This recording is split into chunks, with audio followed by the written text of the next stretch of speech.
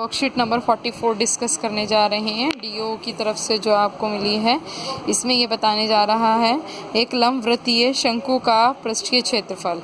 लंबवृत्तीय शंकु आप सभी ने देखा भी होगा, छोटी अपने बर्थडे पार्टीज़ में आपको जाना भी होता है तो उसमें आप लोगों को कैप दी जाती है, तो वो शंकु आकृति की होती है, ठीक है।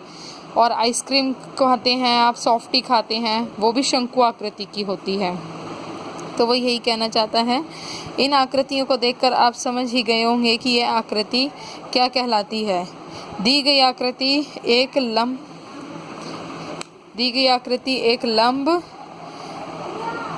वृत्तीय शंकु, जिसको हम राइट सर्कुलर कोन कहते हैं हिंदी में, के उदाहरण हैं।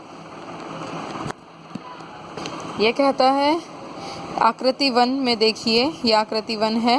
बिंदु ए इस लंबवृत्तीय शंकु का शीर्ष यानी कि टॉप कहते हैं हम इसको, ठीक है। यह आकृति है, इसका जो टॉप होगा वो इसका शीर्ष होगा कहलाता है। ए बी इसकी ऊंचाई, यह इसकी ऊंचाई होगी, और बी सी इसका आधार की त्रिज्या कहलाती है। ए सी इस शंकु की तिर्यक ऊंचाई कहलाती है। बेटा कुछ इस प्रकार से आप पार्टीज़ में, बर्थडे पार्टीज़ में, और आप आइसक्रीम भी खाते हैं तो वहाँ भी कुछ इस प्रकार का होता है।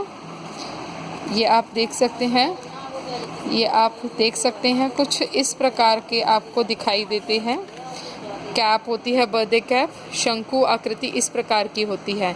जो यह होती है, ये जो ऊपर टॉप से लेके नीचे तक जो जाता है, यह होती है इसकी ऊंचाई।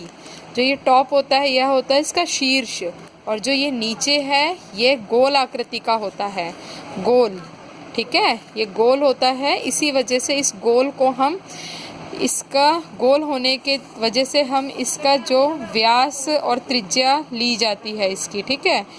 इसी वजह से इसको जो ये त्रिज्या है BC कहलाएगी इसकी, ठीक है, क्योंकि आधार इसका गोल होता है। शंकु से हमारा तात्पर्य लंबवृत्तीय शंकु से होगा। अब ये कहता है कि अब हम इस शंकु का पृष्ठीय क्षेत्रफल पता लगाएंगे, ठीक है। पहले कहता है हमने एक कागज से शंकु के उसके शीर्ष से वृत्तीय भाग का सीधा काटा, ठीक है। एक कागज लिया, उसको वृत्तीय आकार में काट लिया, जैसे कि कुछ स्क्वायर शेप में, ठीक है। कुछ ऐसे आप ले सकते हो, कंसिडर कर सकते हो। कुछ इस प्रकार की शेप आप ले लीजिए, ठीक है। कुछ इस प्रकार की शेप आपने ले ली है। अब वो कहता है कि जिस भुजा या किनारे के अनुसार हम शंकु को काटेंगे वह उसकी तिर्यक ऊंचाई होगी। तिर्यक ऊंचाई और वक्रीय भाग जिसके अंत बिंदु A और B हैं वह शंकु का वृत्तीय आधार है। यदि आकृति में दिए गए कागज O से जाती है तो रेखा द्वारा सैकड़ों छोटे छोटे टुकड़े में विभाजित कर लिया जाता है। यह कटे हुए भाग लगभग त्रिभुज के आकारों में होंगे। इनमें से प्रत्येक की ऊंचाई, तिर्यक ऊंचाई L के बराबर होगी। बेटा ये शंकु है, ये जो सिंपल हाइट होगी, ऊंचाई होगी, ये तो H होगी। जो ये टेढ़ी होगी ये इसकी तिर्यक ऊंचाई होगी। इसको हम L लेते हैं, L से इसको डिनोट करते हैं, ओके। अब ये कहता है कि इसमें प्रत्येक का क्षेत्रफल ज्ञात करना है, तो उसका क्षेत्रफल होता है 1/2 प्रत्येक की ऊंचाई गुना में प्रत्येक त्रिभुज का आधार गुना में 1, ठीक है। पूरे कागज का क्षेत्रफल निकालेंगे तो सभी त्रिभुजों का क्षेत्रफल का योग कर लीजिए तो क्षेत्रफल आ जाएगा। तो इस प्रकार इसको आप सॉल्व करेंगे तो आपका आधार का आपको पता ही है, आधार आपका गोल है तो उसकी परिधि जो होगी वो 2πr होगी, ठीक है। इसको हम इंग्लिश में सरकमफेरेंस कहते हैं, ओके।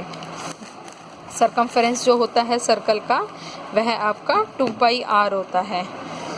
और जो यह दे रखा है, इसका तिर्यक ऊंचाई का जो फॉर्मूला दे रखा है ये पाइथागोरस थ्योरम पे बेस्ड होता है।